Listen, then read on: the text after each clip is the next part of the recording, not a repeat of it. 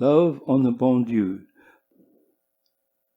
Upon the pleasant veranda of Père Antoine's cottage that adjoined the church, a young girl had been seated awaiting his return. It was the eve of Easter Sunday, and since early afternoon the priest had been engaged in hearing the confessions of those who wished to make their Easters the following day.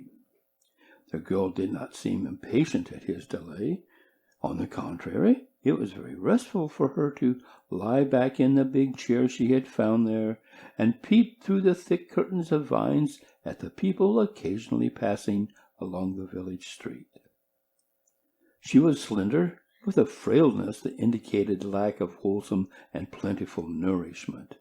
A pathetic, uneasy look was in her gray eyes, and even faintly stamped her features, which were fine and delicate. In lieu of a big hat, a barrage veil covered her light brown and abundant hair. She wore a coarse white josie and a blue calico skirt that only half concealed her tattered shoes. As she sat there, she held carefully in her lap a parcel of eggs securely fastened in a red bandana handkerchief.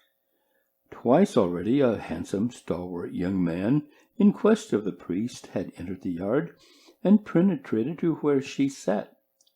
At first they had exchanged the uncompromising howdy of strangers and nothing more. The second time, finding the priest still absent, he hesitated to go at once. Instead, he stood upon the step and, narrowing his brown eyes, gazed beyond the river off toward the west, where a murky streak of mist was spreading across the sun. "It look like mo' rain," he remarked slowly and carelessly. "We done had about enough," she replied in much the same tone. "It's no chance to thin out the cotton," he went on. "And the Bon Dieu," she resumed, "it's only today you can cross him on foot." "You live yonder on the Bon Dieu, donc?" he asked, looking at her for the first time since he had spoken. "Yes, by near Hebert, monsieur." Instinctive courtesy held him from questioning her further, but he seated himself on the step, evidently determined to wait there for the priest. He said no more, but sat scanning critically the steps, the porch, and pillar beside him, from which he occasionally tore away little pieces of detached wood where it was beginning to rot at its base. A click on the side gate that communicated with the churchyard soon announced Père Antoine's return. He came hurriedly across the garden patch between the tall, lusty rose bushes that lined either side of it, which were now fragrant with blossoms. His long, flapping cassock added something of height to his undersized, middle-aged figure, as did the skull-cap, which rested securely back on his head. He saw only the young man at first, who rose at his approach. "Well, Agenor," he called cheerily in French, extending his hand, "how is this? I expected you all week." "Yes, monsieur, but I knew well what you wanted with me, and I was finishing the doors for Gros Lyon's new house."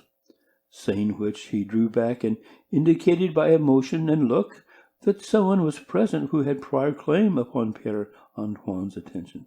"Ah, Lélie!" the priest exclaimed, when he had mounted to the porch and saw her there behind the vines. "Have you been waiting here since you confessed? Surely an hour ago." "Yes, monsieur." "You should rather have made some visits in the village, child." "I am not acquainted with anyone in the village," she returned. The priest, as he spoke, had drawn a chair and seated himself beside her, with his hands comfortably clasping his knees. He wanted to know how things were out on the bayou. "And how is the grandmother?" he asked. "As cross and crabbed as ever? And with that," he added reflectively, "good for 10 years yet. I said only yesterday to Boutron, you know Boutron, he works at Les Blos Bon Dieu place, that Madame Zidore, how is it with her, Boutron? I believe God has forgotten her here on earth." "It isn't that, your reverence," said Boutron, but it's neither God nor the devil that wants her." And Père Antoine laughed with a jovial frankness that shook all sting of ill nature from his very pointed remarks. Lélie did not reply when he spoke of her grandmother. She only pressed her lips firmly together and picked nervously at the red bandana. "I have come to ask, Monsieur Antoine," she began, lower than she needed to speak, for Azanor had withdrawn at once to the far end of the porch, "to ask if you will give me a little scrap of paper, a piece of writing for Monsieur Chartrand at the store over there. I want new shoes and stockings for Easter, and I have brought eggs to trade for them. He says he is willing, yes, if he was sure I would bring more every week till the shoes were paid for." With good-natured indifference, Père Antoine wrote the order that the girl had desired. He was too familiar with distress to feel keenly for a girl who was able to buy Easter shoes and pay for them with eggs. She immediately went away then, after shaking hands with the priest, and sending a quick glance of her pathetic eyes toward Azanor, who had turned when he heard her rise, and nodded when he caught the look. Through the vines he watched her cross the village street. "How is it that you do not know Lélie, Azanor? Surely you must have seen her pass your house often. It lies on her way to the Bon Dieu." "No, I don't know her. I have never seen her," the young man replied, as he seated himself after the priest, and kept his eyes absently fixed on the store across the road where he had seen her enter. "She is the granddaughter of that Madame Isidore." "What? Maman Isidore, whom they drove off that island last winter?" Yes. Well, you know, they say the old woman stole wood and things. I don't know how true it is, and destroyed people's property out of pure malice. And now she lives on the Bon Dieu? Yes, on Les Blois' place, in a perfect wreck of a cabin. You see, she gets it for nothing. Not a Negro on the place but has refused to live in it. Surely it can't be that old abandoned hovel near the swamp that Michon occupied ages ago? That is the one, the very one. And the girl lives there with that old wretch? The young man marveled. Old wretch, to be sure, Azanor. But what can you expect from a woman who never crosses the threshold of God's house, who even tried to hinder the child doing so as well? But I went to her. I said, "See here, Madame Zedora, you know it's my way to handle such people without gloves. You may damn your soul if you choose." I told her, "That is a privilege which we all have, but none of us has a right to imperil the salvation of another. I want to see Lélie at Mass hereafter on Sundays, or you will hear from me." And I shook my stick under her nose. Since then, the child has never missed a Sunday. But she is half starved. You can see that.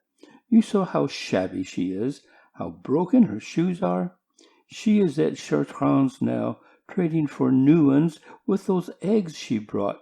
Poor thing. There's no doubt of her being ill-treated. Bertrand says he thinks Madame Zedore even beats the child.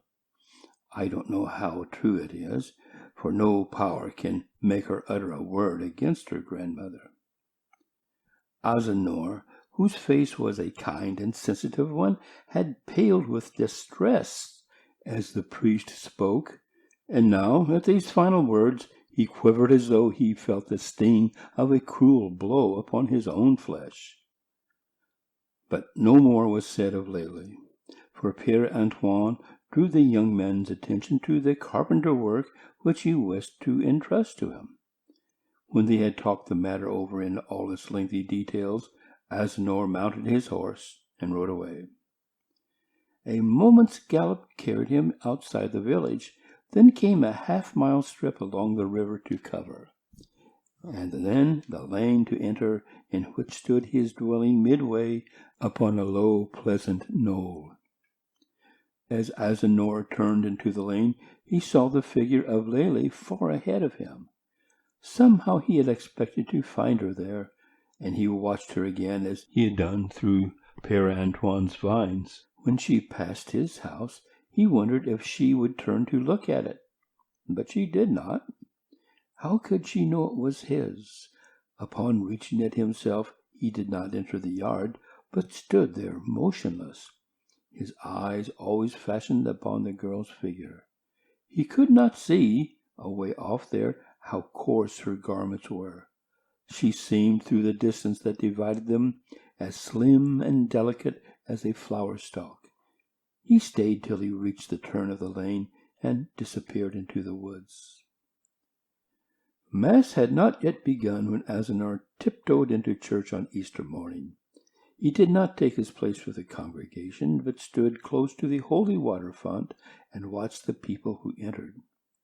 Almost every girl who passed him wore a white mull, a dotted Swiss, or a fresh starched muslin at least. They were bright with ribbons that hung from their persons and flowers that bedecked their hats. Some carried fans and cambric handkerchiefs. Most of them wore gloves and were odorant of poudre de riz and nice toilet waters, while all carried gay little baskets filled with Easter eggs. But there was one who came empty-handed, save for the worn prayer book which she bore. It was Lélie, the veil upon her head, and wearing the blue print and cotton bodice which she had worn the day before. He dipped his hand to the holy water when she came, and held it out to her, though he had not thought of doing this for the others. She touched his fingers with the tips of her own, making a slight inclination as she did so, and after a deep genuflection before the blessed sacrament, passed on to the side. He was not sure if she had known him. He knew she had not looked into his eyes, for he would have felt it. He was angered against the other young women who passed him because of their flowers and ribbons when she wore none. He himself did not care, but he feared she might, and watched her narrowly to see if she did. But it was plain that Lélie did not care. Her face, as she seated herself, settled into the same restful lines it had worn yesterday, when she sat in Père Antoine's big chair. It seemed good to her to be there. Sometimes she looked up at the little colored panes through which the Easter sun was streaming, then at the flaming candles like stars, or at the embowered figures of Joseph and Mary flanking the central tabernacle which shrouded the risen Christ. Yet she liked just as well to watch the young girls in their spring freshness, or to sensuously inhale the mingled odor of flowers and incense that filled the temple. Lélie was among the last to quit the church. When she walked down the clean pathway that led from it to the road, she looked with pleased curiosity towards groups of men and maidens who were gaily matching their Easter eggs under the shade of the china berry trees. Azenarch was among them, and when he saw her coming solitary down the path, he approached her and with a smile extended his hat, whose crown was quite lined with the pretty colored eggs. "You must have forgot to bring eggs," he said. "Take some of mine." "No, merci," she replied, flushing and drawing back. But he urged them anew upon her. Much pleased, then, she bent her pretty head over the hat, and was evidently puzzled to make a selection among so many that were beautiful. He picked one out for her, a pink one, dotted with white clover leaves. "Yere," he said, handing it to her. "I think this is the purty, and it looks strong, too. I'm sure it will break all of the rest." And he playfully held out another, half hidden in his fist, for her to try its strength upon. But she refused to. She would not risk the ruin of her pretty egg. Then she walked away without once having noticed that the girls whom Azenarch had left were looking curiously at her. When he rejoined them, he was hardly prepared for the greeting. It startled him. "How come you to talk to that girl? She's real canaille, her," was what one of them said to him. "Who say so?" Who says she's can kneel? If it's a man, I'll smash his head, he exclaimed, livid. They all laughed merrily at this. And if it's a lady, Azenor, what you going to do about it? Asked another quizzingly. "'Tain't no lady. No lady would say that about a poor girl what she don't even know." He turned away, and emptying all his eggs into the hat of a little urchin who stood near, walked out of the churchyard. He did not stop to exchange another word with anyone, neither with the men who stood all on the march before the stores, nor the women who were mounting upon horses and into vehicles or walking in groups to their homes. He took a short cut across the cotton field that extended back of the town, and walking rapidly soon reached his home. It was a pleasant house of a few rooms and many windows, with fresh air blowing through from every side. His workshop was beside it. A broad strip of greensward, studded here and there with trees, sloped down to the road. Agenor entered the kitchen, where an amiable old black woman was chopping onion and sage at a table. "Tranquilline," he said abruptly, "they's a young girl going to pass here after a while. She's got a blue dress with a white josie on it and a veil on her head. When you see her, I want you to go to the road and make her rest there on the bench and ask her if she don't want a cup of coffee. I saw her go to the communion meet, and so she didn't eat any breakfast. Everybody else from the town that went to communion got invited somewhere or another. It's enough to make a person sick to see such meanness." "And you want me to go tear down to the gate list so and ask her pine blank if she wants some coffee?" asked the bewildered Tranquilline. "I don't care if you ask her point blank or not, but you do like I say."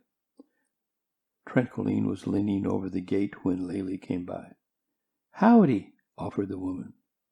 "Howdy," the girl returned. "Did you see a yellow calf with black spots on tarm coming down the lane, missy?" "No, not yellow, and not with black spot. May I seen one little white calf tied by the rope yonder around the bend." "That warn't hit. This here one was yellow. I hope he done flung hisself down the bank and broke his neck. Sarve him right. But where you come from, child? You look plumb woe out. Sit down there on that bench and let me fetch you a cup of coffee." Azenor had already in his eagerness arranged a tray upon which was a smoking cup of café au lait. He had buttered and jellied generous slices of bread, and was searching wildly for something when Tranquilline re-entered. "What become of that half a chicken pie, Tranquilline, that was here in the garde manger today?" "What chicken pie? What garde manger?" blustered the woman. "Like we got more'n one garde manger in the house, Tranquilline? You just like old Mama Azenor used to be, you is. You spec chicken pot pie gwine last eternal. When somepin done spilt, I flings it away. That's me. That's Tranquilline." So Agenor resigned himself, what could he do, and sent the tray incomplete as he fancied it out to Lely. He trembled at the thought of what he did, he whose nerves were usually as steady as some piece of steel mechanism. Would it anger her if she suspected? Would it please her if she knew? Would she say this or that to Tranquilline, and would Tranquilline tell him truly what she said and how she looked? As it was Sunday, Agenor did not work that afternoon. Instead, he took a book out under the trees, as he often did, and sat reading it from the first sound of the vesper bell that came faintly across the fields till the Angelus. All that time he turned many a page, yet in the end did not know what he had read. With his pencil he had traced Lely upon every margin, and was saying it softly to himself. Another Sunday Agenor saw Lely at Mass, and again. Once he walked with her and showed her the short cut across the cotton field. She was very glad that day, and told him she was going to work. Her grandmother said she might. So she was going to hoe up in the fields with Monsieur Leblanc's hands. He entreated her not to, and when she asked his reason, he could not tell her, but turned and tore shyly and savagely at the alder blossoms that grew along the fence. Then they stopped where she was going to cross the fence from the field to the lane.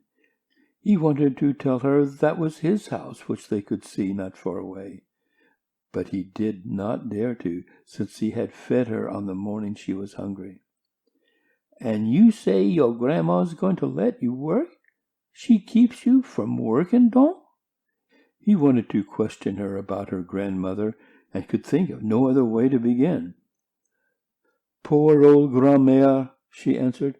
"I don't believe she knows most of the time what she's doing. Sometimes she say I ain't no better than one nigger, and she force me to work. Then she say she know I'm going to be one canaille like my mom, and she make me sit down still, like she would want to kill me if I would move. Her, she only want to be out in the wood, day and night, day and night. She ain't got her right head, poor grandmère. I know she ain't." Lélie had spoken in low and in jerks, as if every word gave her a pain. Agenor could feel her distress as plainly as he saw it. He wanted to say something to her, to do something for her, but her presence paralyzed him into inactivity, except his pulses that beat like hammers when he was with her. Such a poor, shabby little thing as she was, too. "I'm going to White Year next Sunday for you, Lélie," he said, when the fence was between them, and he thought he had said something very daring. But the next Sunday she did not come. She was neither at the appointed place of meeting in the lane, nor was she at Mass. Her absence, so unexpected, affected Agenor like a calamity. Late in the afternoon, when he could stand the trouble and bewilderment of it no longer, he went and leaned over Père Antoine's fence. The priest was picking the slugs from his roses on the other side. "That young girl from the Bon Dieu," said Agenor. "She was not at Mass today. I suppose her grandmother has forgotten your warning." "No," answered the priest. "The child is ill, I hear. Bertrand tells me she has been ill for several days from overwork in the fields. I shall go out tomorrow to see about her. I would go today if I could." "The child is ill," was all that Agenor heard or understood of Père Antoine's words. He turned and walked resolutely away, like one who determines suddenly upon action after meaningless hesitation. He walked towards his home and past it as if it were a spot that did not concern him. He went on down the lane and into the wood where he had seen Lélie disappear that day. Here all was shadow, for the sun had dipped too low in the west to send a single ray through the dense foliage of the forest. Now that he had found himself on the way to Lélie's home, he strove to understand why he had not gone there before. He often visited other girls in the village and neighborhood. Why not have gone to her as well? The answer lay too deep in his heart for him to be more than half conscious of it. Fear had kept him, dread to see her desolate life face to face. He did not know how he could bear it. But now he was going to her at last. She was ill. He would stand upon that dismantled porch that he could just remember. Doubtless Ma'am Zidore would come out to know his will, and he would tell her that Père Antoine had sent to inquire how Mademoiselle Lélie was. No, why drag in Père Antoine? He would simply stand boldly and say, "Madame Zidore, I learned that Lélie is ill. I have come to know if it is true, and to see her if I may." When Agenor reached the cabin where Lélie dwelt, all signs of day had vanished. Dusk had fallen swiftly after the sunset. The moss that hung heavy from the great live oak branches was making fantastic silhouettes against the eastern sky that the big round moon was beginning to light. Off in the swamp beyond the bayou, hundreds of dismal voices were droning in a lullaby. Upon the hovel itself a stillness like death rested. Oftener than once Agenor tapped on the door, which was closed as well as it could be, without obtaining a reply. He finally approached one of the small unglazed windows in which coarse mosquito netting had been fastened, and looked into the room. By the moonlight slanting in, he could see Lélie stretched upon a bed, but of Madame Zador there was no sign. "Lélie!" he called softly. "Lélie!" The girl slightly moved her head upon the pillow. Then he boldly opened the door and entered. Upon a wretched bed, over which was spread a cover of patched calico, Lélie lay, her frail body only half concealed by the single garment which was upon it. One hand was plunged beneath her pillow, the other, which was free, he touched. It was as hot as flame, so was her head. He knelt sobbing upon the floor beside her, and called her his love and his soul. He begged her to speak a word to him, to look at him. But she only muttered disjointedly that the cotton was all turning to ashes in the fields, and blades of corn were in flames. If he was choked with love and grief to see her so, he was moved by anger as well, rage against himself, against Père Antoine, against the people upon the plantation and in the village, who had so abandoned a helpless creature to misery and maybe death. Because she had been silent, had not lifted her voice in complaint, they believed she suffered no more than she could bear. But surely the people could not be utterly without heart. There must be one somewhere with the Spirit of Christ. Père Antoine would tell him of such a one, and he would carry Lélie to her, out of this atmosphere of death. He was in haste to be gone with her. He fancied every moment of delay was a fresh danger threatening her life. He folded the rude bed-cover over Lélie's naked limbs and lifted her in his arms. She made no resistance. She seemed only loath to withdraw her hand from beneath the pillow. When she did, he saw that she held lightly but firmly grasped in her encircling fingers the pretty Easter egg he had given her. He uttered a low cry of exultation as the full significance of this came over him. If she had hung for hours upon his neck, telling him that she loved him, he could not have known it more surely than by this sign. Agenor felt as if some mysterious bond had all at once drawn them heart to heart and made them one. No need now to go from door to door begging admittance for her. She was his. She belonged to him.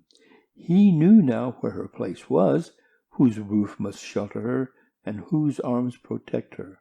So Agenor, with his loved one in his arms, walked through this forest, sure-footed as a panther. Once as he walked, he could hear in the distance the weird chant which Madame Zador was crooning, to the moon maybe, as she gathered her wood.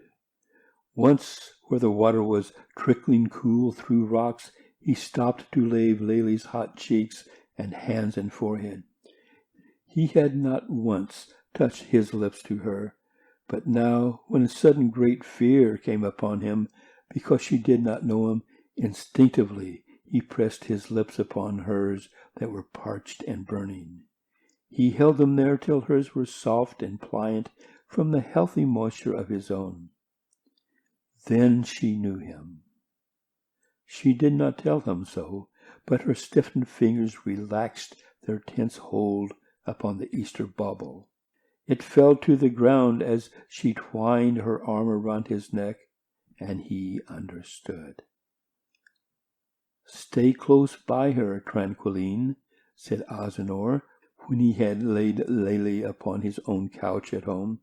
"I'm going for the doctor and for Père Antoine. Not because she's going to die," he added hastily, seeing the awe that crept into the woman's face at the mention of a priest. "She is going to live.